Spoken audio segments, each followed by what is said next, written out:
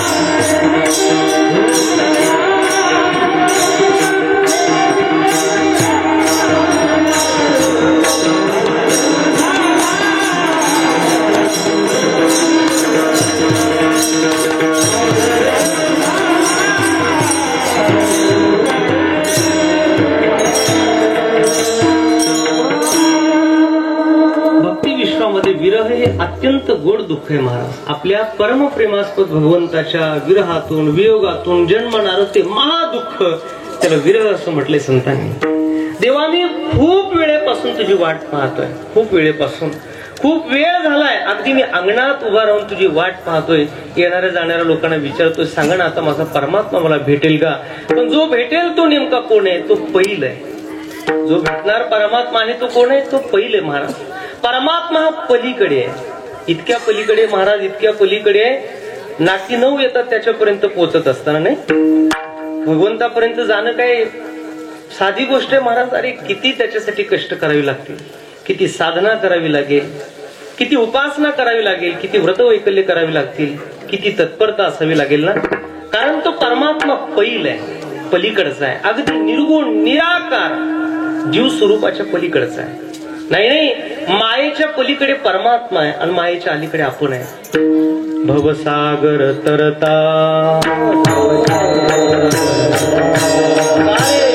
करी तसे चिंता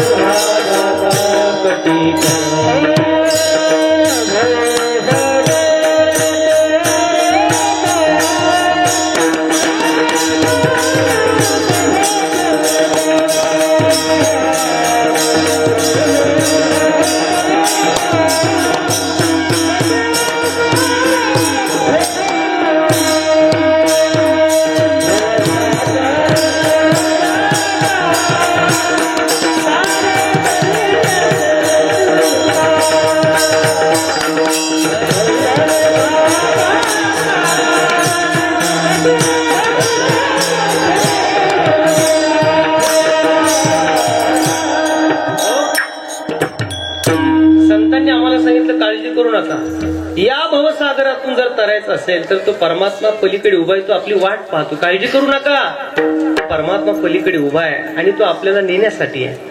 परमात्म्याकडे आपल्याला जावं लागेल, पण आज माऊलींची अपेक्षा देवा तू पलीकडून अलीकडे आला पाहिजे. निर्गुण रूप सोडून तुझं सगुण साकार रूपातून तुम्हाला भेटला पाहिजे. मी किती वाट पाहतो देवा, असा पलीकडे असणारा तू परमात्मा खूप वेळाची वेळी खूप वेळेपासून पुष्कळ वेळेपासून मी तुझी वाट पाहतोय. नाहीतरी परमार्थात त्याच्यापर्यंत जायला वेळ लागतोच ना महाराज, खूप वेळ लागतो महाराज, खूप वेळ लागतो. आयुष्य संपत आलं ना आपलं, आयुष्य संपत आलं आपलं, अजून त्याला पाहिलं नाही. अर्थातच वेळ आपली गेली ना. किती वेळ गेला महाराज आपला या परमार्थाच्या काळामध्ये.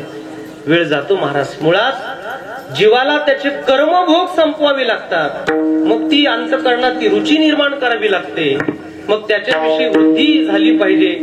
हा किती मोठा प्रयास आणि प्रयत्न त्या जीवाला करावे लागतात. त्याच्यात वेळ काय थोडा जातो.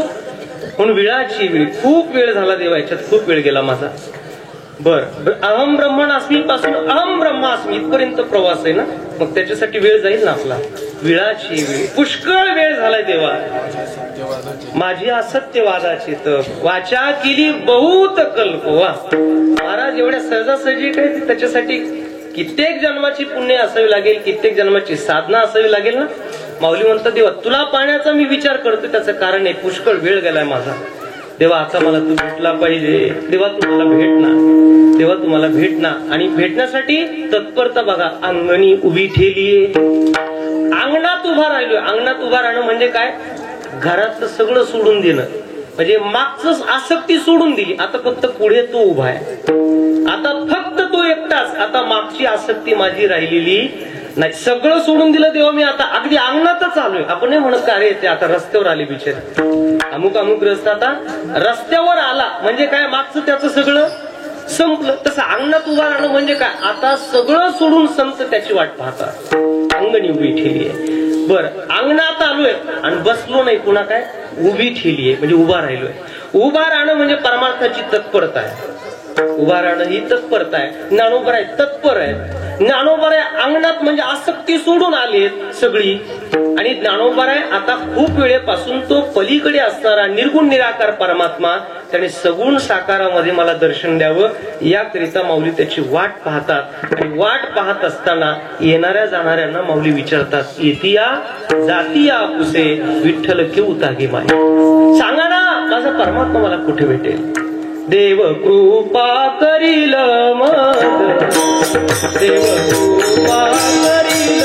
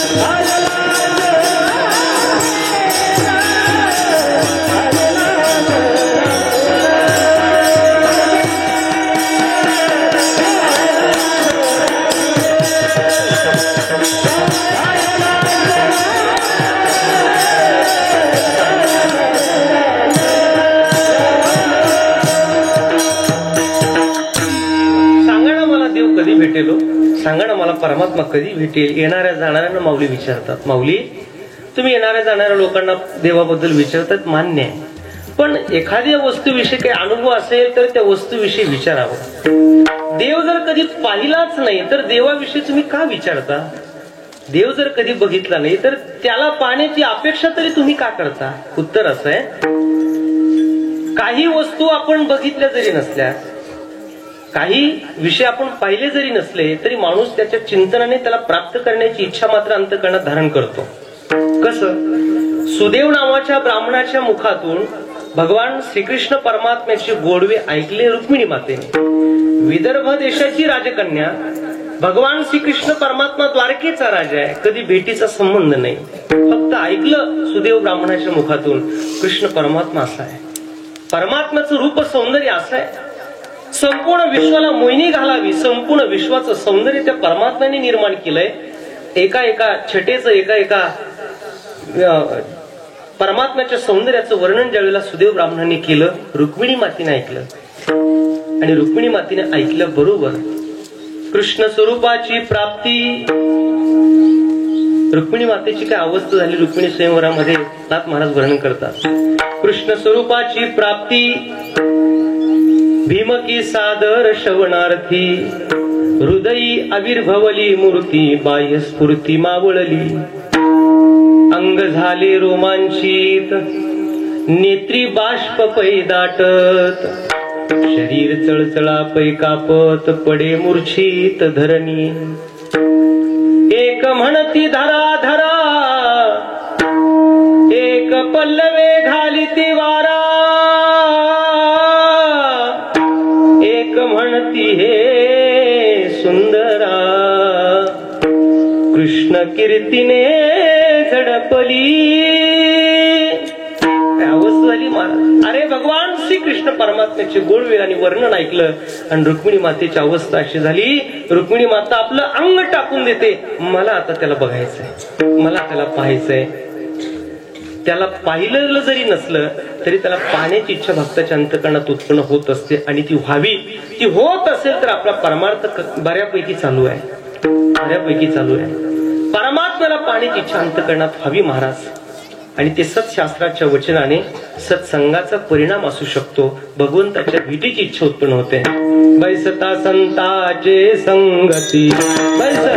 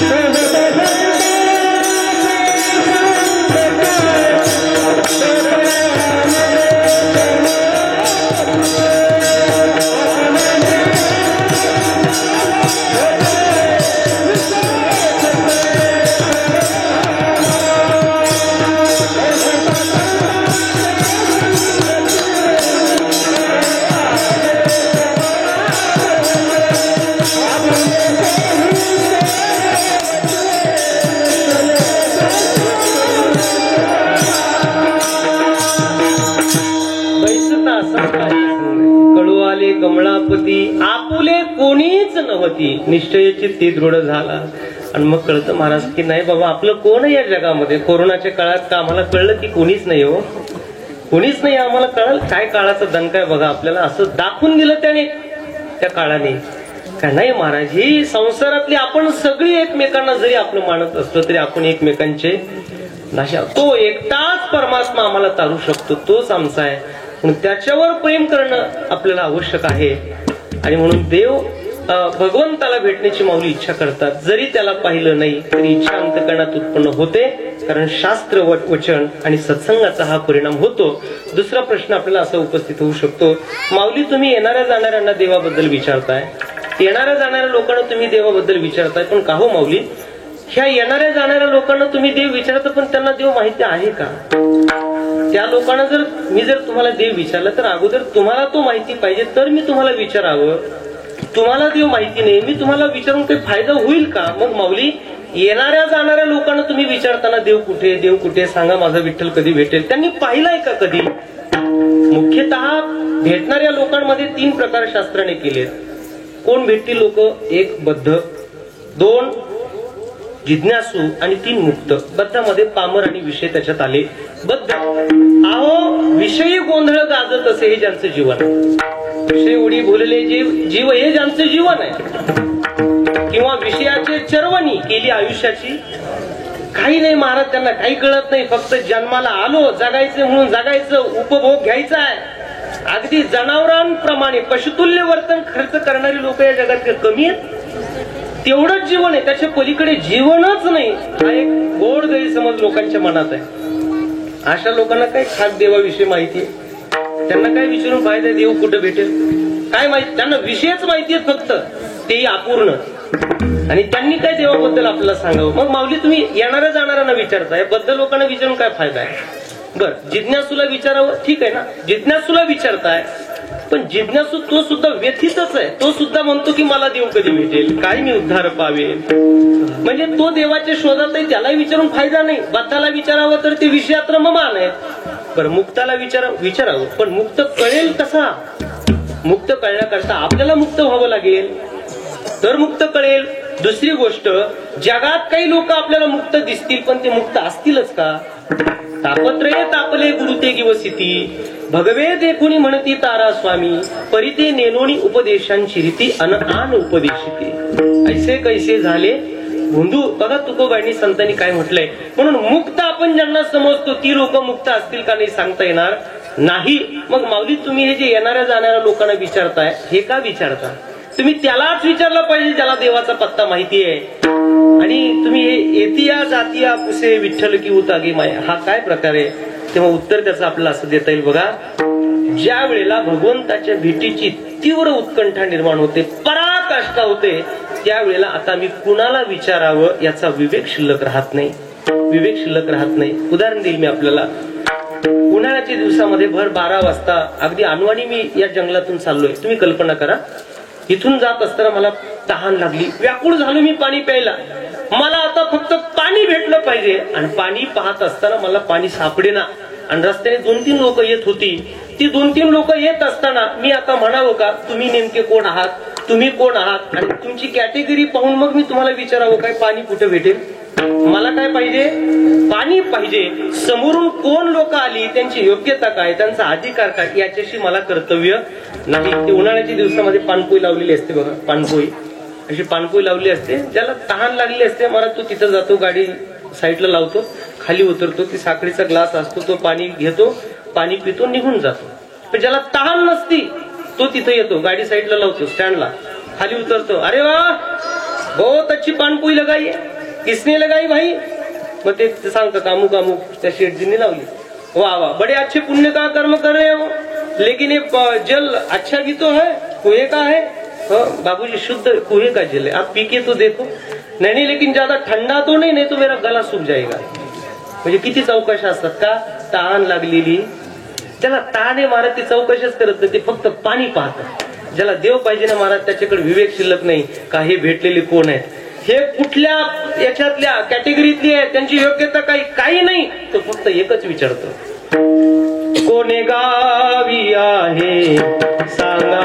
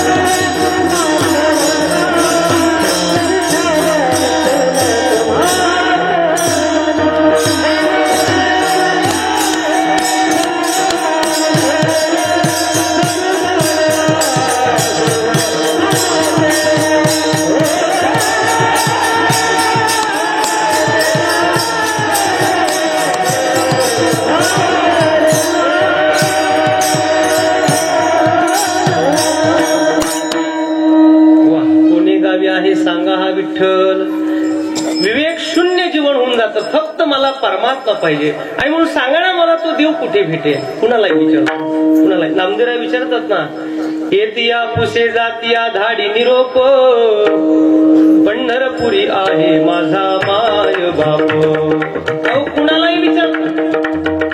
ते संत श्रेष्ठ तुळशीदासजी महाराज तर शौच विधीला जात असताना त्या एका झाडाला पाणी घालायचं बाबा, त्याच्यातून भूत प्रकट झालं. 12 वर्षाची तपश्चर्या, ते हिवराच्या झाडातून भूत प्रकट झालं. आणि ते भूत प्रकट झाल्यावर महाराजांनी विचारलं, बाबा सांग ना मला रामप्रभू कुठे भेटतील. ते भूत म्हटलं, नाही रे बाबा, मला त्यांचा काही पत्ता माहिती नाही, मी भूत आहे. म्हणजे ज्याला भगवंताच्या भेटीची अपेक्षा आहे तो कुणालाही विचारतो महाराज.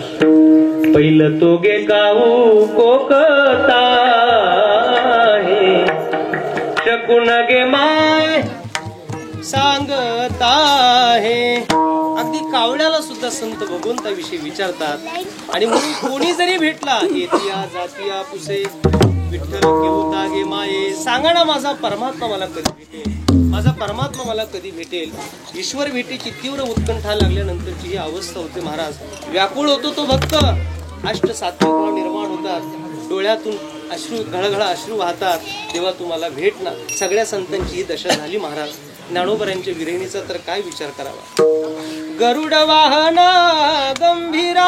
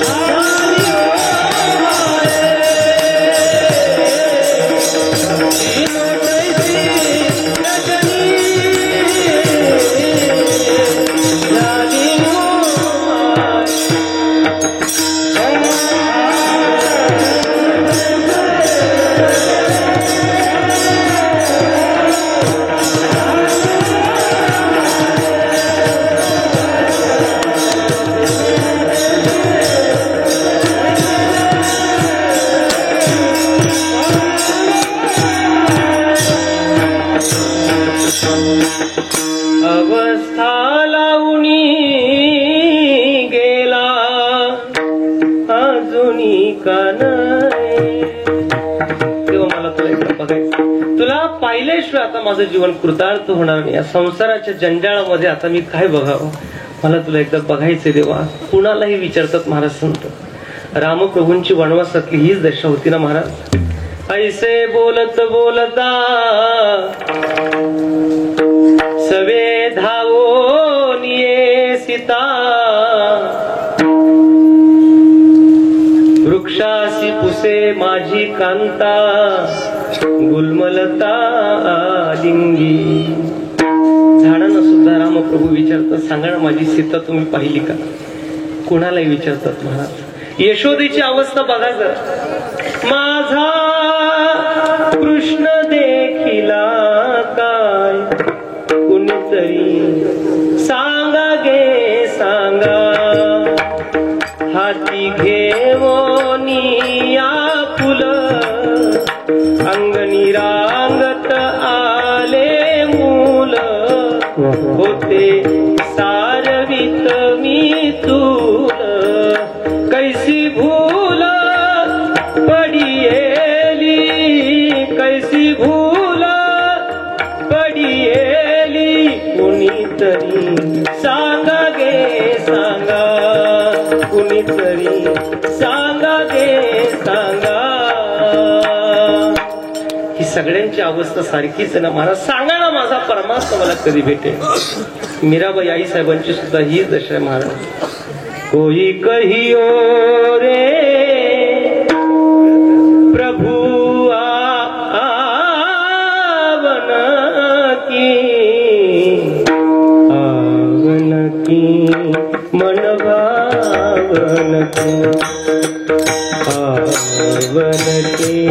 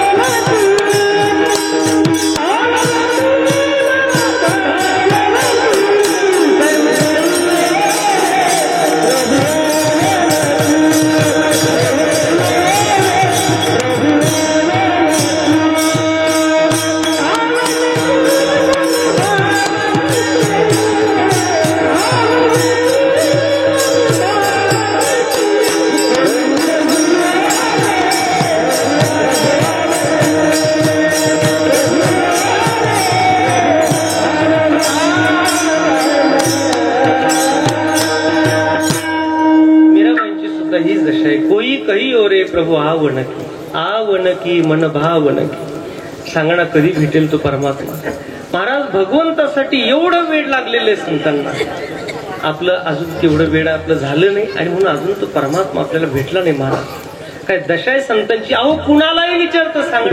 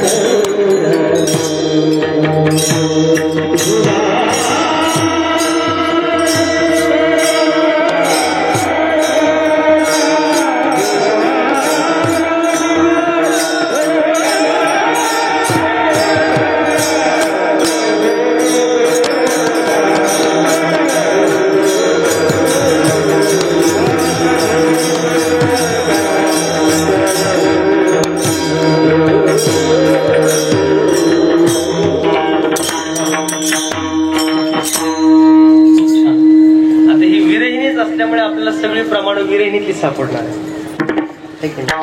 त्यामुळे त्या भाव विश्वास जाऊनच आपण ते ऐकले पाहिजे. म्हणजे त्याचा आनंद, त्याची ऊर्जा आपल्याला येईल. काय अवस्था आहे माझ्या संतांची. तेव्हा आता तू भेटला पाहिजे. हे प्रेम असं आहे ना. True love is neither physical nor romantic. ते आत्मसमर्पण आहे. माऊली तुम्हाला नाही कळलं मी सांगेल मी तुम्हाला. विठाल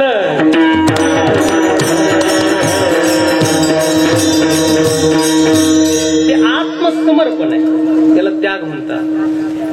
हे व्यवहारामध्ये नाही सापडत आपल्याला महाराज. ही परमार्थाची भावना आहे. व्यवहारामध्ये प्रॅक्टिकल असतं ते. हे बिईंग आहे. Just being. अंतकरणाचा साठा आहे. हा समग्र भगवंताकडे साचतो, त्याच्याच दिशेने जातो. तो एकटाच पाहिजे, जगाशी घेणं देणं राहिलेलं नाही. आणि का होऊ नये महाराज? अरे ज्याच्यासाठी जीवन काट्यावर घातले तो परमात्मा का भेटू नये? ते काही प्रपंचातलं प्रेम आहे महाराज? अध्यात्मातलं प्रेम आहे. प्रेमने बोलता सांगता दाविता अनुभव चित्ता चित्त जाणे. देवा मला आता तू भेटलं पाहिजे. येतिया जातिया पुसे विठ्ठल केहुता गे माझे. खूप वेळेपासून मी सज्ज होऊन अगदी तत्पर होऊन तुझी वाट पाहतोय. देवा तुम्हाला भेटला पाहिजे, तुम्हाला भेटला पाहिजे, भेटला पाहिजे. एवढ्यावर मी थांबलो नाही. मग तुला माहिती नाही देवा माझी काय अवस्था झाली. अरे एखाद्या व्यक्तीला दृष्ट लागल्यानंतर त्याच्या शरीरावर सुद्धा काही साईड इफेक्ट, काही परिणाम दिसतात. ज्ञानोबा म्हणतात माझ्या जीवनात ते झालंय. अभंगाचं दुसरं चरण.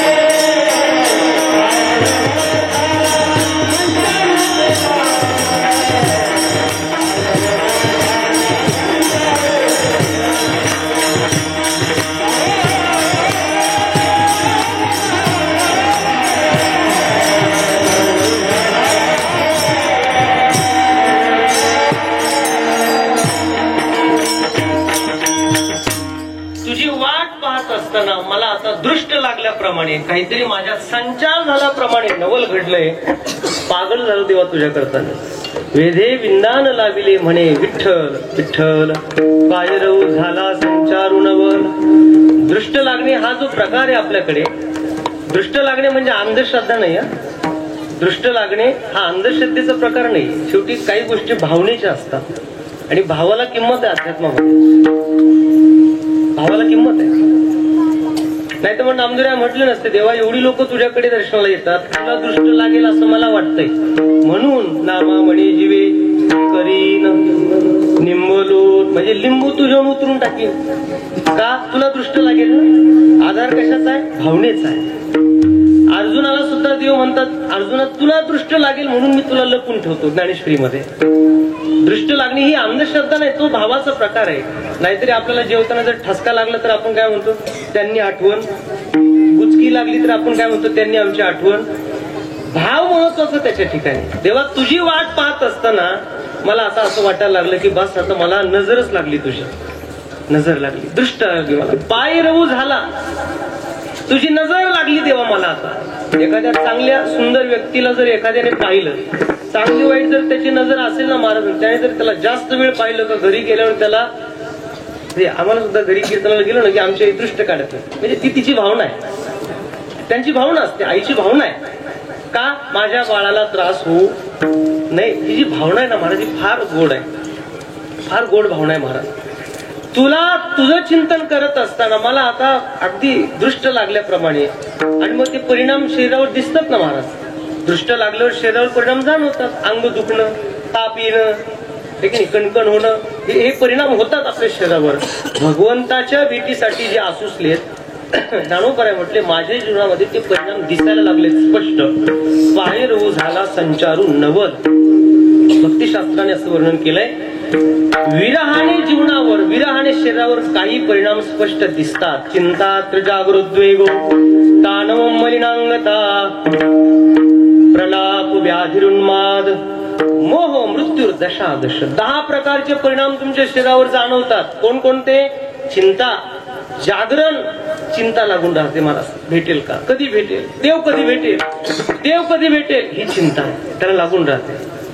जागरण, झोपच येत नाही महाराज. परमात्मा भेटला पाहिजे, झोप लागत नाही, झोप लागत नाही. देव कधी भेटेल, चिंता, जागर, उद्वेग, कंठ असे दाटून येतात महाराज. मन उद्विग्न होतं, उदास होऊन जातो तो महाराज. विषय सुखा प्रित्यर्थ, फक्त आता मला तो भेटला पाहिजे. उद्वेग, ताणव, ताणव, शरीर पुरुष होतं महाराज. शरीराकडे लक्ष राहत नाही त्याचं, स्वतःच्या झाकपाकीकडे त्याचं लक्ष राहत नाही. जो भगवंताच्या विरहात तप्त झालेला आहे. झुरोनी पांजरा होऊ पाहि आता. काय त्याची दशा होते महाराज. मलिनांगता ही आणि रोग सुद्धा होतो महाराज त्याला. हे काय का पण शास्त्र म्हणतं, अहो भगवंताच्या विरहामध्ये जो तप्त झालेला आहे, जो तापतोय भगवंताच्या विरहाग्नीने, कधी कधी त्याला असा रोग होतो महाराज. त्याच्या शरीरावर असा भयानक रोग जडतो की काही केल्या जगातल्या औषधांनी सुद्धा त्याचा रोग नाहीसा होत नाही. विरहाने तप्त झालेलं जीवन आहे. आणि म्हणून तर ज्ञानोबराय म्हटले ना, आता मला असा रोग झालाय, तुम्ही काही प्रयत्न करा. चंदनाची चोळी माझ्या सर्व अंग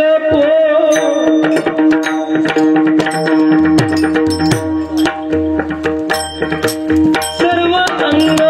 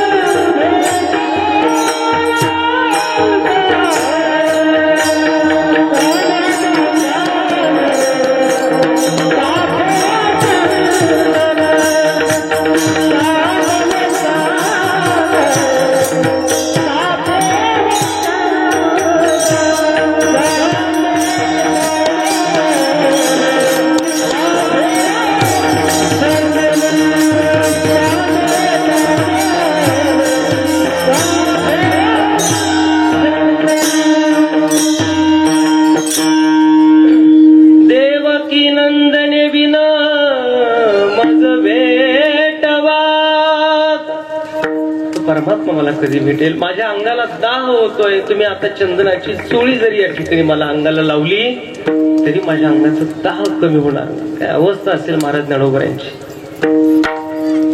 रामकृष्ण परमहंसांच्या बाबतीत एक उदाहरण सांगितलं जातं. रामकृष्णांना एक आजार जडला. शिष्यवर्ग एकत्र आला. अगदी जगातले सगळे औषध एकत्र केले. आमच्या गुरुजींना बरं झालं, गुरुजी बरे झाले पाहिजे. सगळे औषध एकत्र केले. आयुर्वेद, जगातले सगळे शास्त्र एकत्र करून औषध त्या ठिकाणी निर्माण केले. पण महाराजांची तब्येत बरी होईना. शेवटी अंगाचा दाह इतका व्हायला लागला. काही नाही, फक्त त्या अंगाचा दाह व्हायचा महाराज. आग व्हायची त्या अंगाची. शिष्यांना असं वाटलं तर गुरुजींना एवढा त्रास होतोय, नेमकं काय करावं. गंगेच्या पाण्यामध्ये, त्या पात्रामध्ये नेऊन त्यांना उभं करायचे. डोके इतकं पाण्यात, फक्त तोंड वर राहायचं. अंग सगळं त्यांचं पाण्यामध्ये असायचं.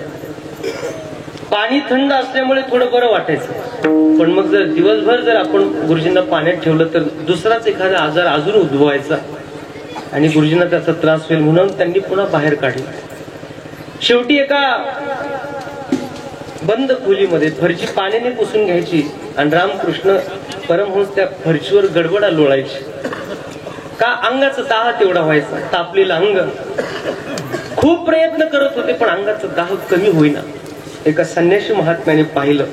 त्या संन्याशाने सांगितलं, म्हटलं थांबा, काही उपचार करू नका, काही होणार नाही, ते बरे होणार नाही. का? त्याचं कारण आहे. म्हटले त्यांना जो रोग झालाय तो तुम्हाला कळाला नाही. महाराज काय रोग झालाय आमच्या गुरुजींना? त्यांना रोग एवढाच झालाय, त्यांना पाहिजे फक्त भगवान श्रीकृष्ण परमात्मा.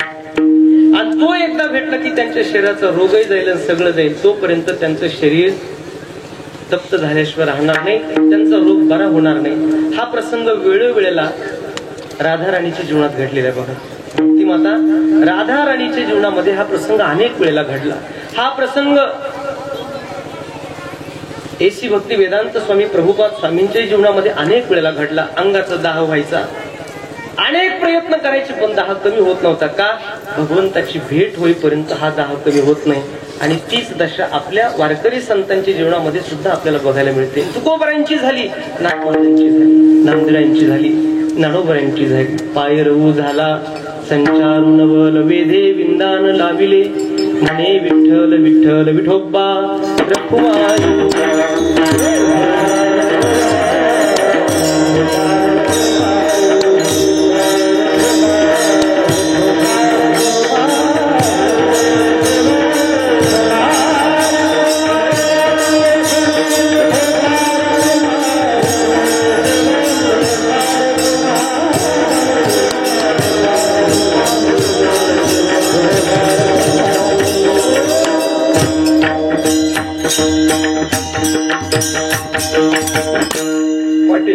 तुमचे सत्कार करून घ्या. मधली चाल हरिभक्त परायण प्रकाश महाराज तोडगावकर, त्यांना साथ करते संजय महाराज पार्टी. तरी आपली चुकली नाही पाहिजे. या वर्षीचं तसं संबंध विश्वावरचं संकट, कोरोना महामारी, अख्खं जग थांबलं. महाराज, विज्ञानाची प्रगती, विमान उडाले पाहिजे, पण ईश्वराची निर्मिती कसलंही विमान थांबलंच पाहिजे. त्याच्या सत्य पुढे आपण तोडकी काहीच चलत नाही महाराजात, आहे की नाही? आणि म्हणून पंढरीची आषाढी वारीला सुद्धा आपल्याला जाता आलं नाही. पण तुम्ही सुद्धा, तरी सुद्धा तुम्ही लोक इथं आषाढी वारीला होते. महाराजांनी आम्हाला मोबाईलवर लाईव्ह सगळ्यांना, आपल्या सगळ्यांचं दर्शन आम्ही केलं होतं. काय भाग्यवान लोक आहेत महाराज तुम्ही. आणि असं हे तीर्थक्षेत्र आपल्याला जवळ इतकं सापडलंय. काय पुण्य असेल तुमच्या लोकांची मला कळत नाही महाराज. हा सगळा परिसर आषाढीला तुम्ही इथं बहुसंख्येने होतात, आणि आज कार्तिकी एकादशीला नाही तिकडे जाता आलं ना पंढरपूरला. आमचा पांडुरंग परमात्मा इथं उभाच आहे, नाहीतरी तो सर्वच ठिकाणी ना महाराज तो परमात्मा इथं आहे. आणि हे ठिकाण महाराज अत्यंत ऊर्जा प्रधान आहे. अगदी ते पंढरपूर जसं आहे तसंच हे पंढरपूर आहे, अगदी तसंच प्रति पंढरपूर. आणि म्हणून प्रति पंढरपूर या नावाने आम्ही इथं फार मोठ्या मोठ्या महान तपस्वी साधू संतांनी तपश्चर्या केलेली आहे पूर्वी. आणि अगोदर माधव बाबा, ही सगळी संत महात्म्य परिसराला लाभलेली. देवानंद बाबांचा आशीर्वाद या सगळ्या परिसराला. नथुराम बाबांच्या सहवासामध्ये आमचे आदरणीय प्रसाद महाराज राहिले. महाराजांचा पिंड बाबांच्या सहवासात राहिल्यामुळे आणि ह्या सगळ्या ज्येष्ठ श्रेष्ठ महाराज मंडळींचे आशीर्वाद प्रसाद महाराजांवर आहे. महाराज नेहमी ही सगळी मंडळी, मुंडे महाराज असतील, वंडदेव महाराज असतील, भीमराव महाराज असतील, या सगळ्या मंडळींबद्दल आम्हाला नेहमी सतत सांगत असतात. आम्हाला आनंद वाटतो. कुठेतरी एक नव्या काळातला एक प्रचार, नव्या काळातील एक आध्यात्मिक जीवन जगणारा, पण त्या लोकांबद्दल त्यांची आस्था, त्यांचं प्रेम पाहिलं की मन भरून येतं. म्हणून आपल्या मंडळींचे त्यांच्यावर आशीर्वाद आहेत. महाराजांनी एक मास अधिक मास या ठिकाणी काढला, पारायण केला, अगदी निर्जन. त्यावेळेला काय 2-5 लोक इथं महाराजांच्या बरोबर असतील कदाचित गावातली. त्या लोकांनी महाराजांची छान व्यवस्था केली. आपण ती व्यवस्था केली. महाराज इथं राहील. महाराज निमित्त मात्र. हे बघा, कोणतंही कार्य करायला जोपर्यंत सज्जन माणूस पुढं होत नाही तोपर्यंत ते कार्य होत नाही. आमचे श्रद्धेय जगन्नाथजी महाराज पाटील असं म्हणत असतात, समाजात दुर्जन लोक वाढले याचं कारण सज्जन लोक निष्क्रिय झाले, म्हणून दुर्जनांची संख्या वाढते. त्यामुळे सज्जनाने काय केलं पाहिजे? नाही बाबा बस माझं ज्ञानेश्वरी गाता, ठीक आहे, मला काय करायचं जगात, असं म्हणून चालणार नाही. त्याने कार्याला तत्पर व्हावं, त्याने ते कार्य हाती घ्यावं, म्हणजे दुर्जनांना आपोआप त्या ठिकाणी पिळा बसेल. महाराज या ठिकाणी प्रवृत्त झाले, ते निमित्त आहेत, पण आपल्या सगळ्यांचं सहकार्य त्यांना या ठिकाणी लाभत आहे. आणि म्हणून आम्हाला असं वाटतं एवढ्या वर्षात सकाम सेवेत आम्हाला आनंद आला नाही तेवढा निष्काम सेवेत आनंद आहे. तुम्ही फक्त संस्थान करा, आम्ही सगळे निष्काम येत राहू. तुम्ही सेवा फक्त संस्थान काय महाराज असा जर आनंद कुठून कुठून आला तुम्ही 3 किलोमीटरवर रस्ताच नाही यायला. आणि पुढाऱ्यांना विनंती माझ्या गावातल्या तुम्ही काहीतरी अगोदर ते पण बघा रस्ता का, कारण ह्या गावचा मार्ग चांगला आहे. मार्ग नाही कळलं थोडं पुरजी जरा तुमचा मार्ग चांगला आहे त्यामुळे तुम्हाला रस्त्याची पण आवश्यकता आहे. पंढरपूरकडे यायचं म्हटलं आपल्याला छान झालं आणि तुम्ही ते कराल माझी अपेक्षा आपल्याकडून. त्यामुळे इथं आता परिसरातून गावातून जेवढी काही या ठिकाणी राजकीय क्षेत्रातील मान्यवर अनुभवी लोक या ठिकाणी आली त्यांना सगळ्यांना आमची विनंती आहे बाबा जगातलं तुम्ही कितीही बाह्यचं वाढवा तरी ते क्षीण होणार आहे, नाश पावणार आहे. अध्यात्म कार्य हे सत्य आहे, ते टिकणारे आहेत. त्यामुळे ते कार्य जी लोक करतात त्यांचं तुम्ही रक्षण करा. धर्म रक्षित रक्षत आहात. महाराज जर त्या ठिकाणी हे अध्यात्माचं कार्य हाती घेत असतील ना पहिलं ते फक्त ज्ञानेश्वरी गात्यात मजबूर होते, त्यांना काही जगाशी घेणं देणं नव्हतं. पांडुरंगाने त्यांना बुद्धी दिली असावी आणि म्हणून त्यांनी हे कार्य हाती घेतलं. आम्ही जेव्हा जेव्हा येऊ ना महाराज पुढे तुम्ही हाक माराल तेव्हा आम्ही यायला तयार आहोत, निष्कामी यायला तयार आहोत, काळजी करू नका. फक्त असं इथं पंढरपुरात आल्यासारखं आम्हाला वाटलं पाहिजे. म्हणजे आता वाटतंय पण अजून छान सभामंडप व्हावा, छान मंदिर व्हावं आणि अगदी असं काही या ठिकाणी वातावरण छान सुंदर आपण करावं. परमार्थाचे वैभव आणि परमार्थाची शोभा आपण वाढवावी अशी मी सगळ्यांना विनंती करतो. आपल्या प्रपंचकाचा किती मरमर करा महाराज एवढ्या वर्षात नाही अजून सक्सेस वाटला आता पुढे तरी काय करणार आहेत आपण. परमार्थ मात्र त्या ठिकाणी फळाला आल्याशिवाय राहत नाही. त्यामुळे प्रत्येकाने ज्याला जसं जमेल तशा पद्धतीने दान या ठिकाणी केलं पाहिजे. प्रत्येकाचं हे संस्थान आहे महाराज निमित्त मात्र आहे, ते संस्थान आपलंय आणि आपल्या सगळ्यांच्यासाठी हे करायचंय. एवढी सगळी महाराज ही महाराज मंडळी महाराज आहो एका महाराजांना बोलवायचं असेल तर केवढा लवाजमा असतो या सगळ्यांच्या मागे, तेवढं वैभव या सगळ्या लोकांचं महाराज मी काय सांगू आपल्याला. पण एवढी सगळी लोक अगदी महाराजांच्या प्रेमापोटी या ठिकाणी सगळी मंडळी जमलीत आणि तुम्ही लोक भाग्यवान आहात. तुमच्या दर्शनाचा योग या ठिकाणी आम्हाला प्राप्त झाला म्हणून आम्ही या ठिकाणी आलो. जेव्हा पुढच्या वर्षी येऊ तेव्हा पुढच्याच वर्षी आम्हाला असं काहीतरी बदल या ठिकाणी आपण नक्की द्याल अशी मी एक सदिच्छा धारण करतो, अपेक्षा आपल्या पुढे मांडतो. सगळी मंडळी अतिशय दुरून या ठिकाणी या सकाळच्या कीर्तनासाठी आलीत. रात्रीच्याही कीर्तनाला आपण सगळेजण बहुसंख्येने येतात आणि सगळ्यांनीच महाराज किती सेवा या ठिकाणी केली. छान मंडप आहे, स्वयंपाकाची व्यवस्था सुद्धा अतिशय सुंदर, अगदी जबाबदारीने ही सगळी मंडळी पार पडतात.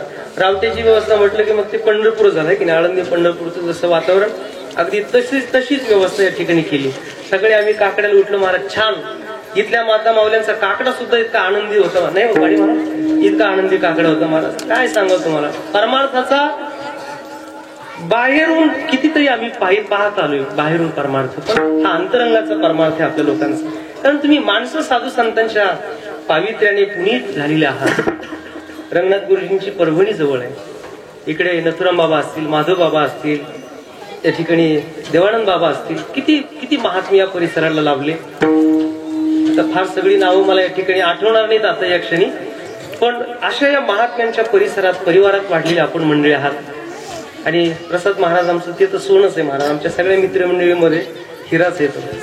माझ्यापेक्षा 8 वर्षांनी कमी आहेत पण मला त्यांचं ऐकावं लागतं हे. आणि हे क्लिअर करतो मी, कन्सेप्ट क्लिअर करतो अगोदर इथून करतो, ऐकावं लागतं. आहे ना महाराज चांगल्यासाठी ऐकलंच पाहिजे आणि ऐकतो आम्ही महाराज.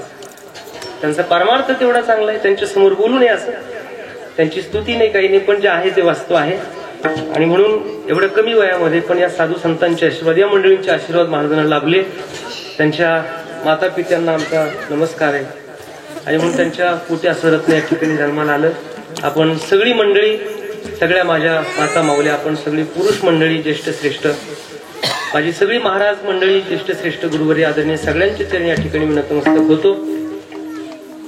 बोलण्याच्या ओघातून एखादा अपशब्द आला असेल माझ्या बुद्धीचे दोष, यद अक्षरम पदभ्रष्टम मात्राहीनम तु यद भवेत् तत्सर्व क्षम्यता देव प्रसीद परमेश्वर. ज्ञानेश्वर ज्ञानराज